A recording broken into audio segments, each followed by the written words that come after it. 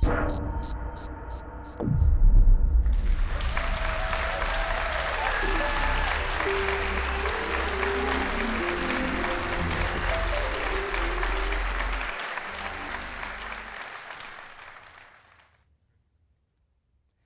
comes to mind when I say the words extreme sports?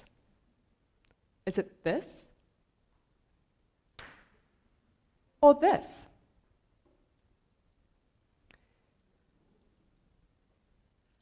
Daredevil youth defying gravity with the support of big commercial sponsors?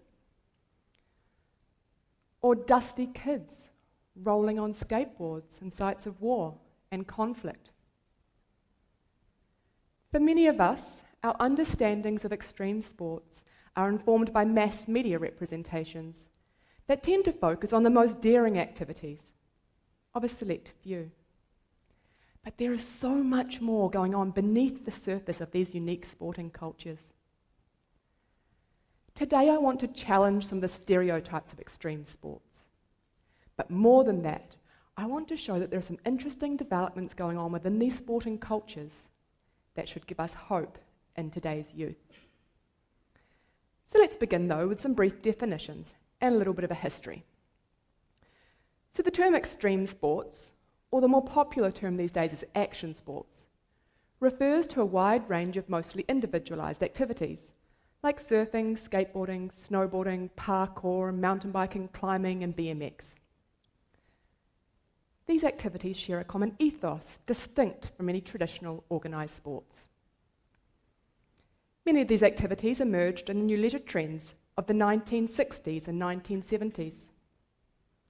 Early participants embraced countercultural, anti-establishment and do-it-yourself philosophies and subcultural styles. In contrast to more traditional sports, participants embraced self-expression and creativity, and the activities were mostly unregulated and non-competitive.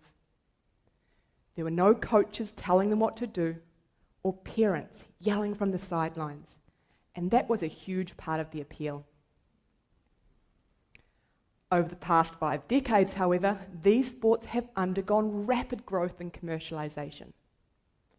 By the late 1990s, television and corporate sponsors had seized upon the young, cool image of the action sport athlete to sell products ranging from drinks to vehicles. A recent study showed that the global action sport industry will be worth over $20 billion by 2017. Now, some governments and more traditional sporting organisations are taking note of these changing trends in youth sport participation and consumption.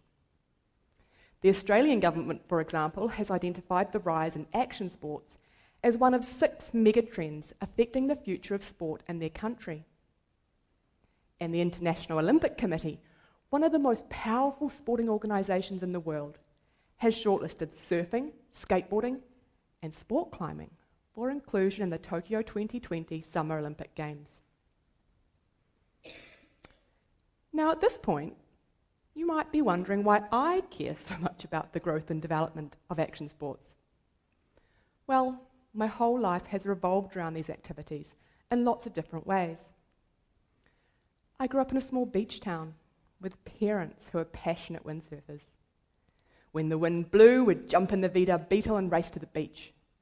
As soon as we got there, one of them would set up our pup tent, the other would set up the gear, and then off they would go.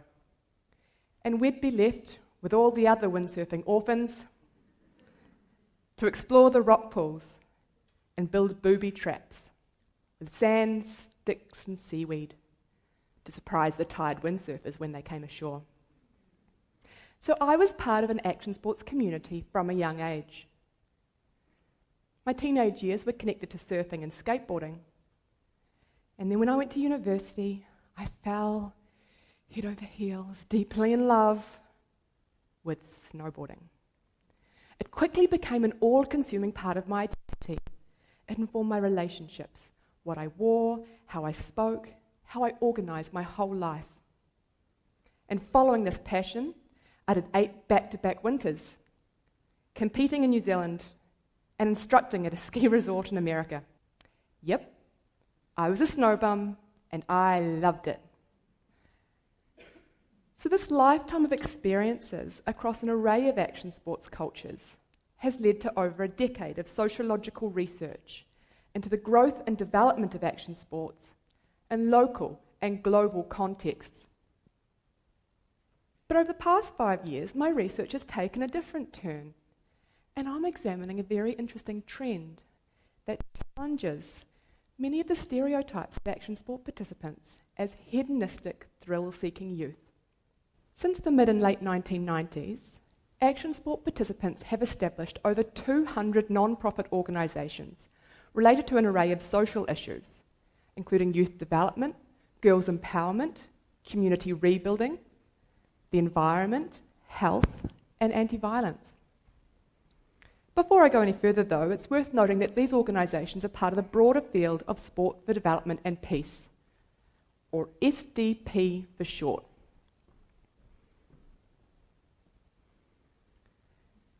In 2001, Kofi Annan founded the United Nations Office for Sport for Development and Peace, and he did so advocating sport as having an almost unmatched role to play in promoting understanding, healing wounds, mobilising support for social causes, and breaking down barriers.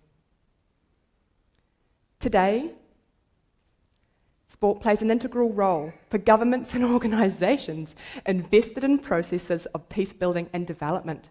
And there are currently over 1,000 of these organisations operating under the umbrella of Sport for Development and Peace, though the majority tend to use more traditional sports like football and basketball. The organisations that I am studying bring a highly original approach to the field of Sport for Development and Peace and development work more broadly. In 2014, I coined the term Action Sports for Development and Peace, or ASDAP, as I prefer to call it. The organisations that are part of this community are founded mostly by action sport participants themselves, rather than development or aid workers. For the founders, the staff, and the volunteers of these organisations, there's often a deeply held assumption that action sports have the potential to make the world a better place. Because, well, for them, it did.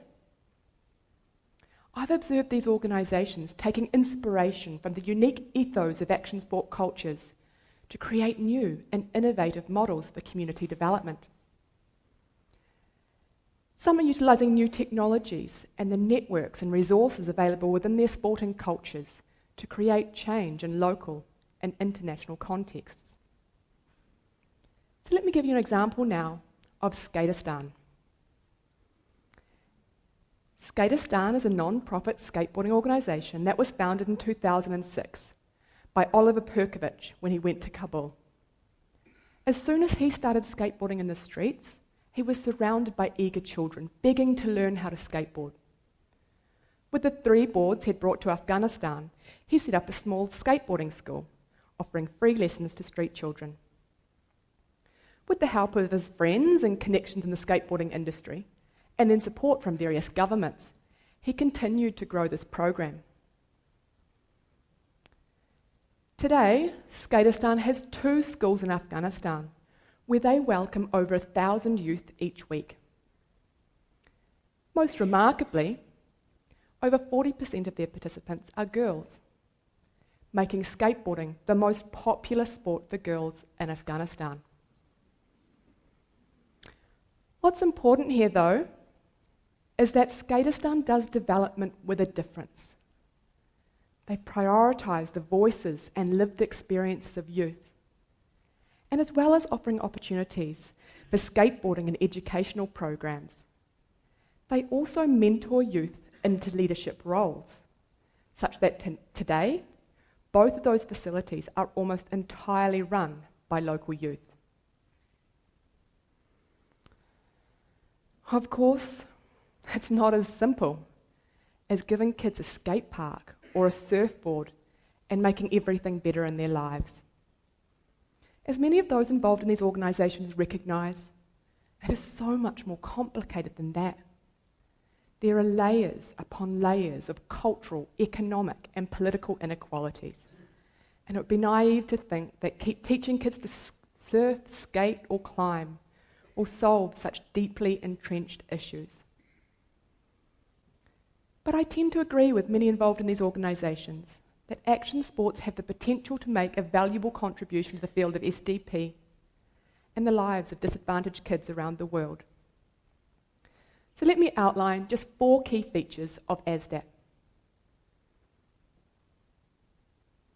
In contrast to more traditional sports, action sports are mostly non-competitive, so they can provide valuable opportunities for children and youth to gain a sense of achievement without having to compete against and beat another team or player.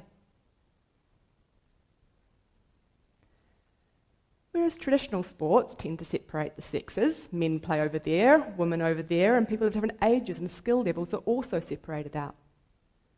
When well facilitated, action sports can create spaces for children and youth, of people of different ages and ability levels and sexes, to participate together, sharing the same social spaces. In contrast to more traditional sports, which typically require coaches, umpires and referees to control the play and discipline the players, action sports are mostly self-regulating, so peer mentoring plays a really important role in both physical and social skill development. And finally, it's about learning through play, with self-expression and creativity at the core of action sport cultures. These activities can provide valuable opportunities for children and youth to learn communication skills, respect between participants, and other lifelong skills in a fun and fulfilling environment. So, what am I really trying to say here? Am I suggesting that governments and SDP organisations should jump on this bandwagon and start using action sports in sites of development? Actually, no. Before any organisation uses action sports, or any sport for that matter, in communities at risk, I think we need to first take a step back and pay attention to the struggles and strategies of local youth themselves. War, conflict, and natural disasters disrupt and destroy millions of lives around the world each year. And sadly, children and youth are among the most at risk in such dangerous situations. But there's a tendency for funding agencies, aid workers, and researchers to position children and youth as victims, with little consideration for their perspectives and ability to develop culturally specific responses to such conditions and events. Based on my latest research, I suggest that by focusing on youth as victims, we may be overlooking unique forms of youth creativity and resourcefulness.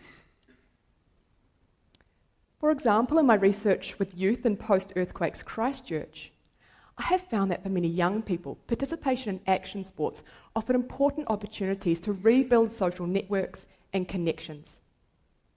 For some, the reappropriation of damaged spaces helped them reconnect with a new Christchurch. For example, skateboarders from around the city gathered at deserted warehouses where they built temporary skate parks. In the words of Trent, a passionate local skateboarder, rather than sitting around and moaning about all the damage, we're out there doing something. It's kind of a salute to all the people that look down their noses at us and think we're just nuisance, good-for-nothing skaters. So through the creative reappropriation of damaged spaces, skateboarders were constructing different spatial reimaginings of a post-earthquake city. Similarly, in New Orleans, a group of local skateboarders set up a non-profit organisation called Transitional Spaces, with the aim to fund and build the city's first public skate park. The group works with the broader community to build a welcoming space for children and youth to not only learn and practice their skateboarding manoeuvres, but also to participate in the building process. And perhaps most importantly, the Parasite Skate Park aims to empower local residents by providing opportunities for reinventing space during the long process of recovery from Hurricane Katrina and ongoing politics and inequalities. In another study, I'm examining how young men living in Gaza have embraced parkour as a physical form of self-expression, political activism, and escapism. In my interviews with these young men, they told me how they initially learned parkour through the internet and then went on to teach themselves and each other. PK Gaza is the name of this group, and they are incredibly dedicated to their sport and also highly talented in utilising new technologies like Facebook, YouTube, and Instagram to raise global awareness of the horrific conditions of their lives. These young men told me how the acts of running, leaping, jumping, and somersaulting over broken buildings and sand dunes are important coping mechanisms in a world filled with risk and deprivation. According to Mohammed, one of the founding members of PK Gaza, we have wars regularly, and the sanctions make our lives miserable. But parkour has given me the ability to overcome many obstacles. There's always a problem here of one sort or another, but we try to practice self-help. We try to be our own doctors. So to take this research to a deeper level, I've been trying to get into Gaza for the past 6 months, though it's been something of a wild goose chase and I've been bouncing back and forth between governments and embassies. It was finally the New Zealand embassy in Ankara, Turkey, who told me, quite honestly, that if I got to the border, there's no guarantee that I would be let in, and if I got in and something happened to me, they would not be able to help get me out. And it was in that moment that I realised how truly trapped these young men and their stories really are. So instead, I've been conducting my interviews via Skype, and I feel really lucky to have had glimpses into their lives, their overcrowded houses, mothers peering over their shoulders, nephews sitting on their knees. But as rich as these interviews are, I find them very difficult. And I'm often brought to tears hearing of their everyday challenges. In a particularly memorable conversation, one of these young men leaned into Skype and asked me, quite earnestly, why doesn't the world care about us? Why are they letting this continue? There are so many children here with nowhere safe to play this sport. And I find this heartbreaking. These young men are so passionate and committed to their cause, but their lives remain desperately trapped by the harsh realities of politics and war.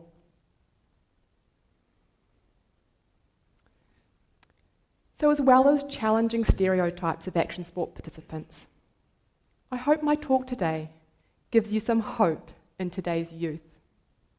They are not the apathetic social media slaves they are too often portrayed to be. In fact, some are out there developing highly creative strategies to improve their own and others' lives and to rebuild communities in contexts of war, conflict, disaster, and poverty. When we create spaces for the voices and experiences of youth, we quickly see that their politics and activism are very different from those of the past. They are drawing inspiration from the most unlikely places, and in this case, action sports. But this difference is something to be applauded. The struggles of today certainly call for new strategies and the passion and commitment of new generations. If it's action sports that inspire youth to strive for a better world, then I think this is something to be celebrated. And I hope you will join me today in celebrating the creativity, resourcefulness, and entrepreneurialism of today's youth. But more than that, I hope you'll be encouraged to rethink some of the assumptions underpinning so much development work. The more research I do, the more conversations I have with youth around the world, the more I realise that I am not the expert. No, it is youth who are the experts of their own lives. If and when we are ready and willing to listen, there really is so much we can learn from them.